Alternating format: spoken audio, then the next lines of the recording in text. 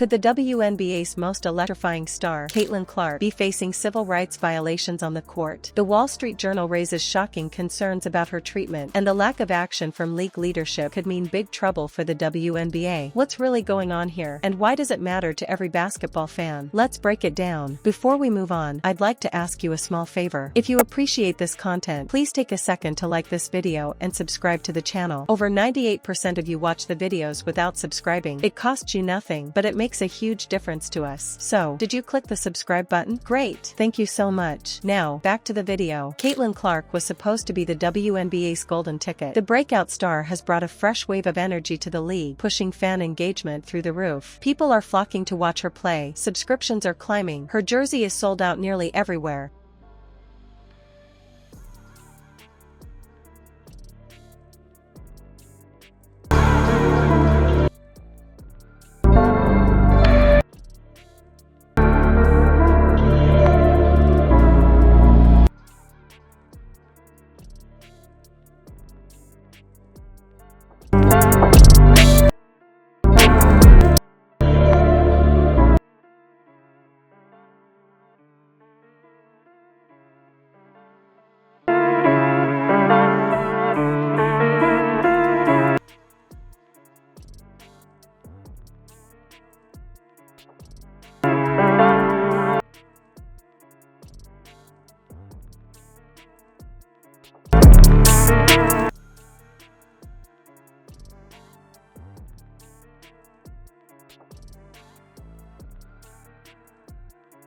And the WNBA's app saw a surge in downloads. She isn't just drawing attention, she's keeping the league in headlines. But while the business side of things is shining, the story on the court is much darker. What's happening during games is leaving fans, analysts, and even her own teammates seriously concerned. Clark, who plays with intensity and precision, has somehow turned into the primary target for rough fouls and aggressive play. These aren't just isolated incidents either. Sophie Cunningham, known for her no-nonsense style of play, recently spoke out, emphasizing how the WNBA has failed to protect one of its top stars. That's a remarkable thing for another player to admit. So why isn't the league stepping in? To understand what Clark is dealing with, imagine Michael Jordan during the NBA's peak years. Picture him lighting up arenas night after night, only to be hacked and dragged down repeatedly, with nothing being done about it. That's the kind of environment Clark is walking into every game. Analyst Rebecca Lobo pointed out a chilling statistic last season. Clark accounted for 17% of all flagrant fouls in the league. That's not just high, it's absurd. To give you an idea, she's drawing fouls at double the rate of most players. And yet, those responsible for these flagrant actions? Rarely suspended, barely held accountable. So, this begs the question, why is the league so slow to act? Is it really just a matter of poor officiating, or is there something deeper going on? What's clear is that this treatment isn't just bad for Clark's career, it potentially signals a systemic problem in the league's leadership. Can you imagine working in an environment where the higher-ups ignore blatant safety issues? That's what Clark might be up against. This may sound like a basketball problem.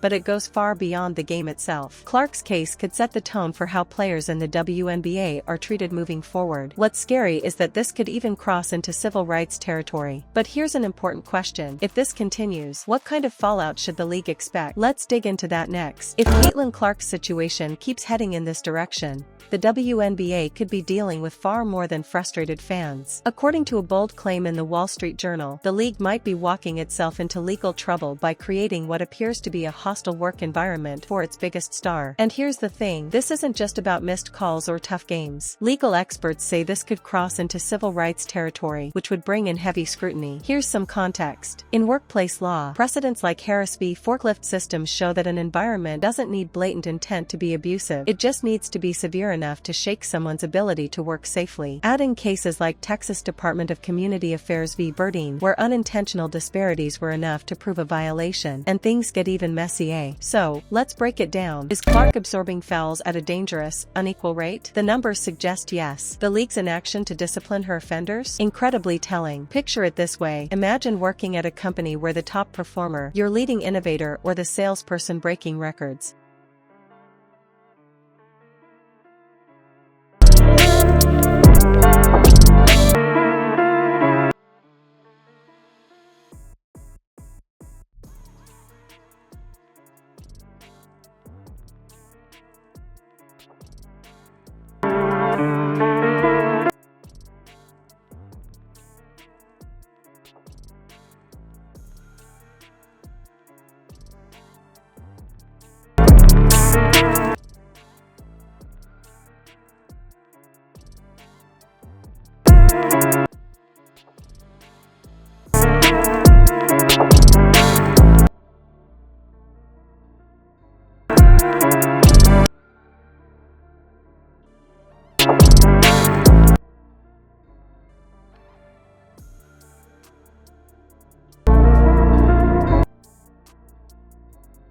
Faces daily harassment from coworkers. The higher-ups know, but instead of stepping in, they shrug and let it slide. It wouldn't fly there, would it? So how does this make sense in a professional league? One stat that sticks out like a sore thumb. Clark alone absorbed 17% of all flagrant fouls last season. That's double what others face. Even worse, the players delivering those fouls rarely miss time. No suspensions, no consequences. But here's the kicker. This isn't just about Clark's safety anymore. The stakes are national. If investigations prove the league's leadership knowingly ignored her unfair treatment, federal agencies like the Labor Department,